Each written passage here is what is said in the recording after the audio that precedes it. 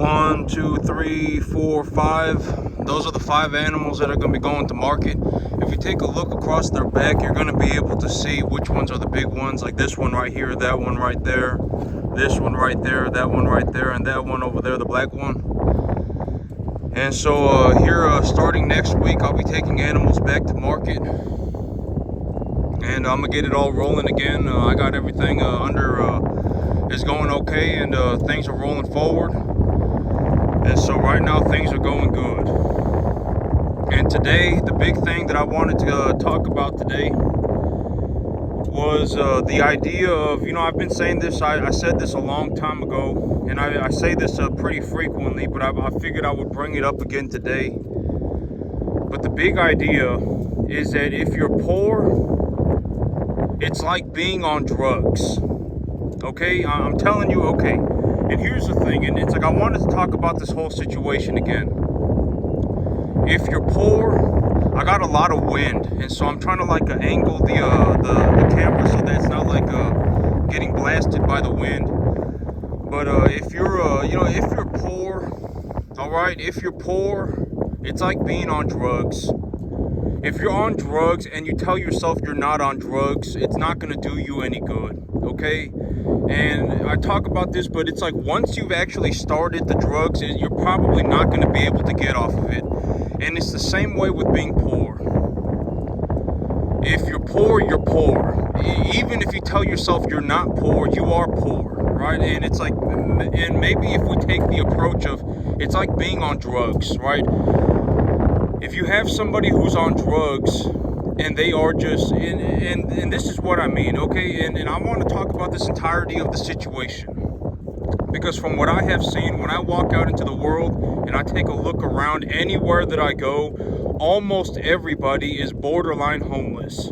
Almost everybody. If you want to see what I'm talking about, go into a Costco and take a look around. If you want to see what I'm talking about, go into a Trader Joe's and look around. And I'm not saying this to make fun of people. I wouldn't make fun of a crackhead, right? I don't make fun of crackheads. I don't think that it's, I'm not sitting there going, oh, look at this crackhead and making. I don't do that. I'm just saying, let's take a look at it from the perspective of just this is from what I have seen. Okay, this is from what I have seen. This is just my perspective, and maybe if you listen to what I say just for a few minutes out of the day, maybe it will open your mind. Because at the end of the day, you should be considering people's results. All right, you should be considering people's results. If somebody is poor, they're poor, and you should consider that. If they're broke, then they're broke. It's not a big deal, and you should consider that as well. They're just broke. It's not that big of a deal, right? If you're broke, it's not that big of a deal. But being poor is like being on drugs. It's like if you have a poor person, go out and talk to or find a crackhead somewhere and talk to that crackhead. They will almost be identical to a poor person, almost identical in how they act. Right? I mean, for whatever reason, they are just not going to give up the drugs. They just absolutely under zero circumstance will give up the drugs. It's the same way with poor people. And I talk about, they will forever, they will never give up being poor. I don't know why, I don't know why they won't give up being poor, but they will forever not give up being poor. They just forever, they will hold on to it for dear life forever. I can almost guarantee it. Right? And I talk about these things because it's like maybe when you understand what is going on, maybe you'll actually snap out of it. And, maybe we can actually have a lot of people snap out of it, because a majority of people are stuck in this situation. It would not be of any use to me, it would not be of any use for really anybody if I just talked about being rich all the time. If I just went around and I was like, if that's legitimately what I talked about all the time, I just talked about having, making a massive amount of money, and that's all I talked about all the time, it wouldn't really do any good for the larger population at hand. All right, the larger population at hand, the big problem is that we have a bunch of poor people. Not broke people, but legitimately poor people. Right? I mean, go out and take a look. I mean, you can go out in the middle of anywhere and take a look. right? Go out into the middle of a shopping mall and take a look around. Go out into the middle of a Costco and take a look around. Like, go into the middle of anywhere. Like, let's say you want to go whatever. You want to go shopping at Academy today. You want to go shopping at Academy. Go into an Academy and take a look around. All right. Almost everybody is borderline homeless, poor, legitimately poor. And if we were to have an honest to God conversation with every single one of these people, it would not be a good conversation. All right, it would not be good. I mean, they would come up with all, there's all sorts. I've talked about, what are some things that poor people say, right? I mean, there are a lot of things that poor people say. I don't have the money. It's like, when was $1,000 ever going to be what make or break what you were doing, right? I mean, also, whatever. I got I got $15,000 worth of credit card debt, and I live a paycheck to paycheck every single day of my life. Right? I mean, and consider these things. And it's like when you have a poor person, it's like having a person that is on drugs. For whatever reason, they will not give up being poor forever. I can guarantee it. I can almost guarantee it. And you don't want to be stuck in that situation. Because if you're poor, you're probably going to die that way. Okay, and if you see a bunch of poor people, understand that 50 idiots do not make some Megatron, Power Ranger Megazord. All right, 50 idiots don't make some Power Ranger Megazord. They're just 50 idiots. All right, you need to snap out of it. You don't want to be, poor forever. Okay, you don't want to be in that situation. How do you get out of being poor? How do you become a broke person? Right? You start thinking like you're a rich person. You may not have money, but you need to think like a rich person. The assets that I need will pay for themselves. Money is not the issue. The issue is that you need to, come up with a realistic plan. You should not be throwing a Hail Mary into the middle of nowhere. You should not be going on a mystical, magical journey. You should not be, skipping around with your buddy pals. What do you need? What should you be doing? Accumulating tax-deductible assets, okay, that appreciate profitably. You can make a positive return on these assets. That is what you should be doing. You need to start thinking like you're not poor. Right, the money, the $1,000 a month that it's going to take for you to make enough money to break out of being broke forever is irrelevant. The $1,000 to $2,000 that you need will come from the assets themselves. You need to find assets. You need to find assets that are tax deductible and that you can appreciate profitably. That's the big idea. And if you're broke, you can fix being broke in 6 months. All right, that's the big idea. You have to realize that this is actually happening. Right? I mean, you don't want to be in a situation where you're poor. You surround yourself with a bunch of poor people because they make you feel good, and then you all stay poor forever together. I've talked about this all the time, but if you're poor, there's a very realistic possibility that you're poor because you're an idiot. It's not because you're a good person. It's not because you did something incredibly well. It is because you are legitimately an idiot. There is a very real possibility that you did not become a poor person because you were a good person.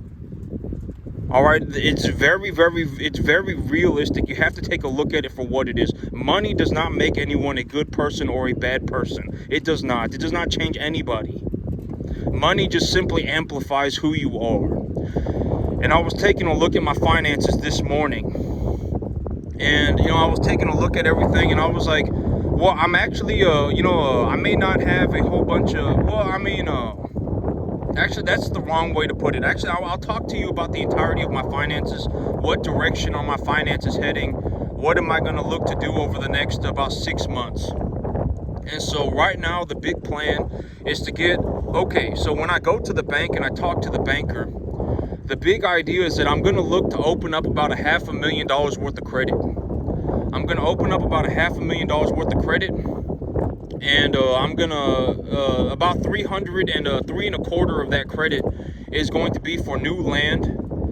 about 100 of the credit, about 100 and maybe 100 and a quarter, 125 is going to be uncollateralized money. And then I'm going to look to take about 60, 75 grand, 50, 60, 70 grand in a collateralized loan as well. And so over the next about 6 months, I'm going to look to open up about $500,000 worth of credit.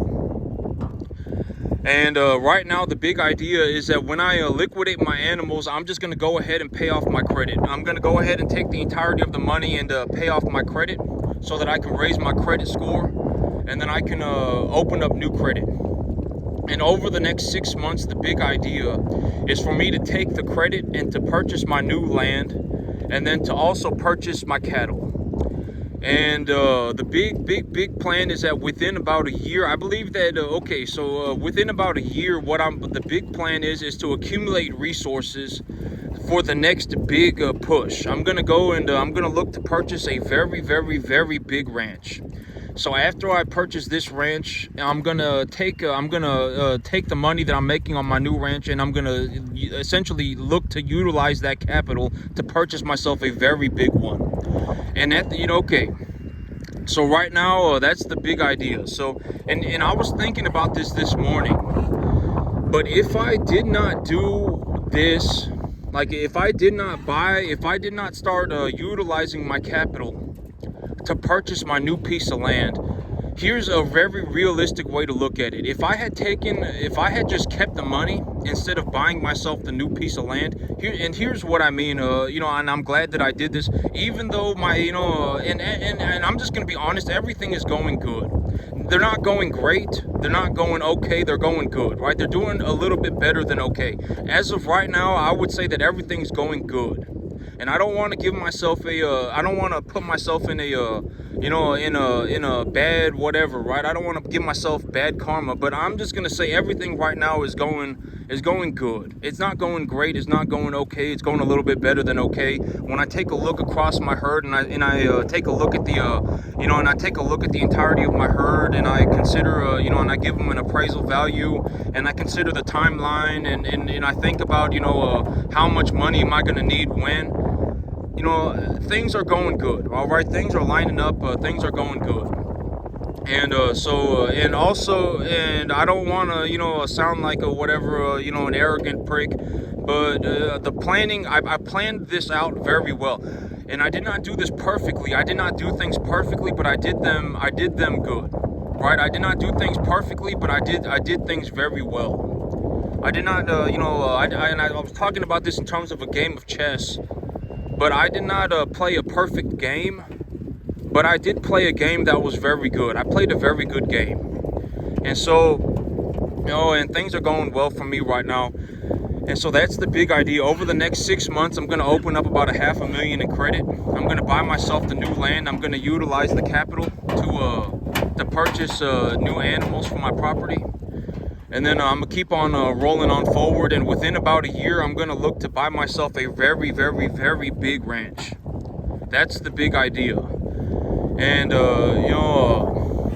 but that was the big thing that I wanted to talk about today. Was the idea is like, when you actually see it, it's gonna at first you're gonna be like, oh God, like this is actually happening. But if you actually go out and you take a look, when you find a crackhead, you'll know that you're looking at a crackhead. Okay, they act a certain way, they look a certain way, right? I mean, they a lot of them got whatever, right? If they're on the drugs real bad, maybe they're missing their teeth. Maybe you've seen them standing on the corner for a long time. Whatever, when you see a crackhead, you'll know you're looking at a crackhead. And when you see a poor person, you will know that you are looking at a poor person. It's when you I don't know how else to put this, but when you see it, you will see it. They act a certain way. They act a certain, they do things that it's like, oh, this is actually a poor person, right? I mean, this is actually a poor person. They're not, they'll do certain things. They'll, and then you will notice that it's like looking at a crackhead. When you look at a crackhead, you're gonna know you're looking at a crackhead. And when you look at a poor person, you're gonna know you're looking at a poor person. Once you've actually opened your perspective and you can actually see it for what it is, because it's not hard. Okay. And I've talked about, if you have a legitimate poor person, right? I mean, what are the things that they do certain things, right? Oh my God, I don't have money. I don't have $10 million, and that's why I'm not rich. I'm gonna go on a mystical, magical adventure, and I'm gonna throw a Hail Mary into the middle of nowhere, and it's gonna turn into a mystical, magical journey for me, right? Oh my God, in all of these things, right? You will see it, and once you've actually learned to see it, you'll go, oh God, and then maybe you can actually snap yourself out of, because there is no benefit to being poor. All right, there is no benefit. There is a very realistic possibility that when you have a poor person, you have somebody who legitimately became poor because they acted like an idiot. Okay, you don't want to be poor. All right, maybe they sold their soul to the devil. I don't know, right? I mean, they went on a mystical, magical journey. For whatever reason, they had convinced themselves that they had fell out of heaven to seven. Something happened, right? Something happened, and it was probably not good. Okay, it was probably not good. And this is going to sound horrible, and I've always said that even if you don't want to watch my channel, right, even if you don't want to watch my channel, then if you're going to go and you're going to watch somebody, actually watch somebody who knows what they're doing. That's the big thing. You don't have to watch my channel to become successful. You don't have to, right? I mean, there is zero requirement for anybody to watch my channel to become successful financially. It's not any sort of requirement. But if you are, but if you decide that, you know what, I actually don't, I really just hate this guy's guts, and I just disapprove of everything that he's saying, well, then go and watch somebody who actually knows what they're doing. You can go and watch anybody else, just make sure that they actually know what they're doing. That's the big idea, right? Don't go and watch people that make you feel good, right? I mean, don't surround yourself with poor people because they make you feel better about your situation. Don't do that. You will end up poor.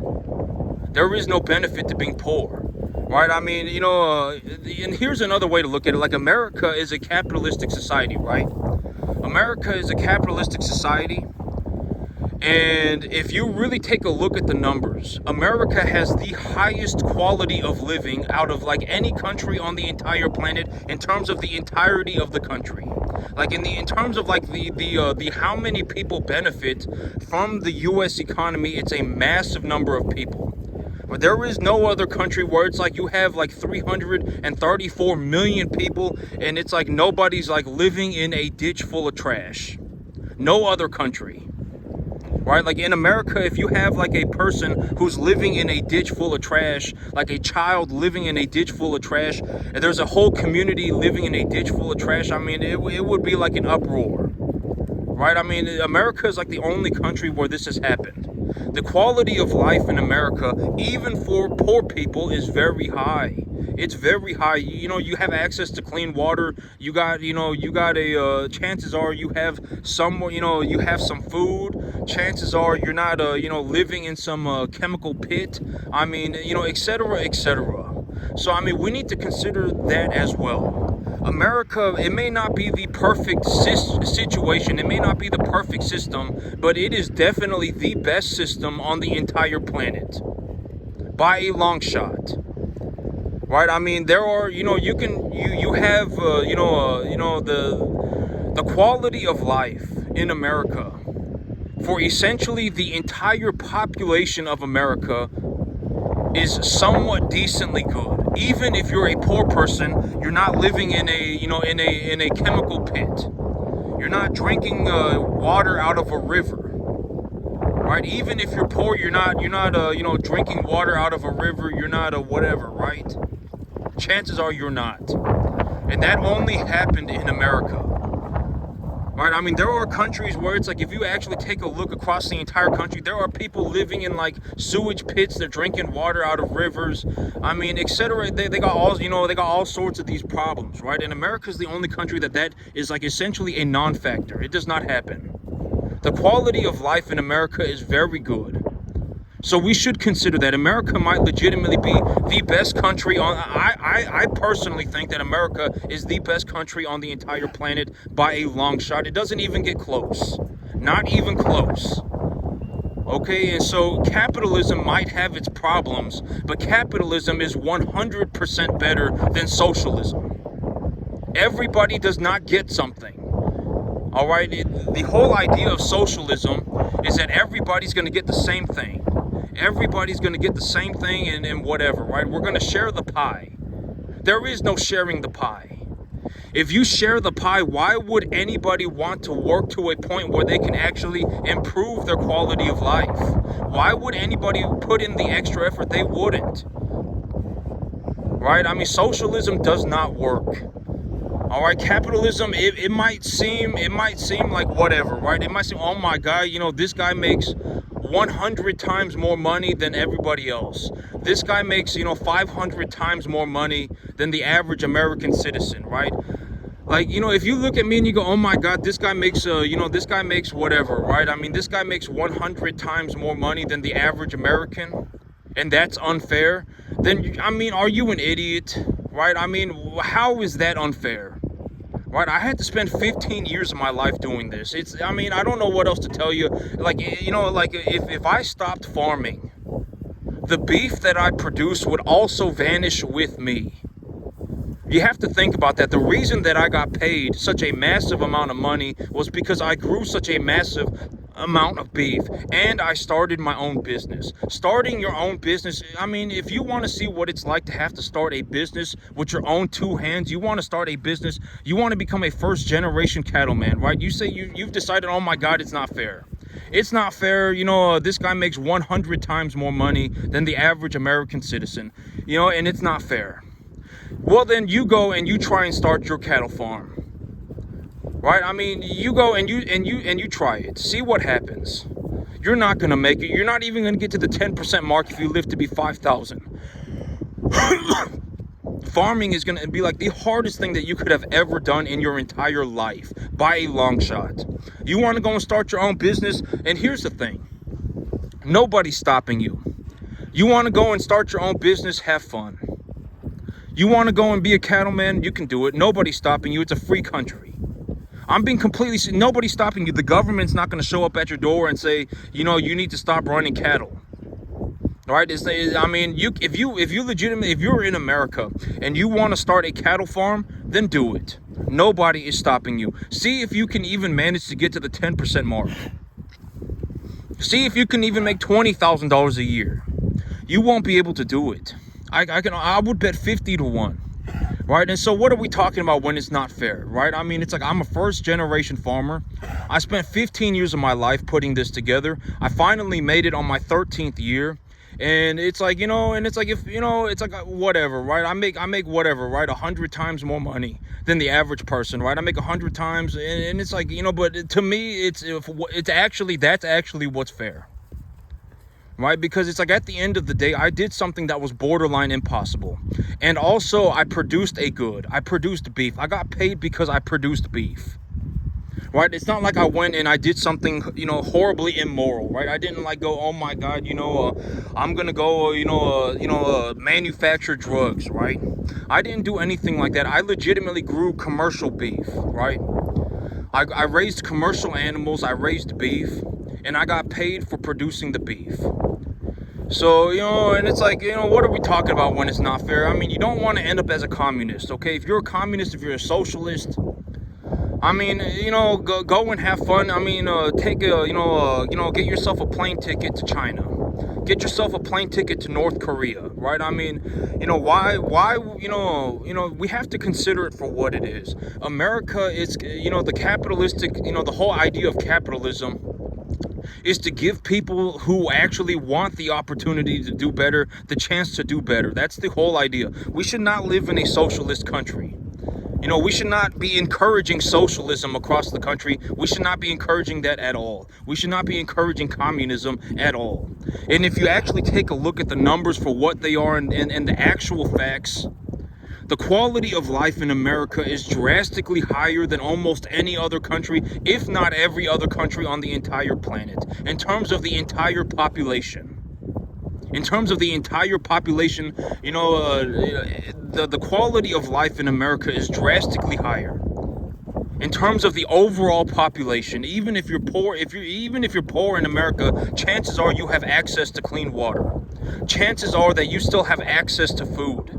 Chances are that you're not, put in some caste system where it's like the only thing that you can do is, scrape toilets and, clean sewage systems for 3 cents an hour, right? I mean, chances are that's not, that's not, if that happened in America, people would go crazy.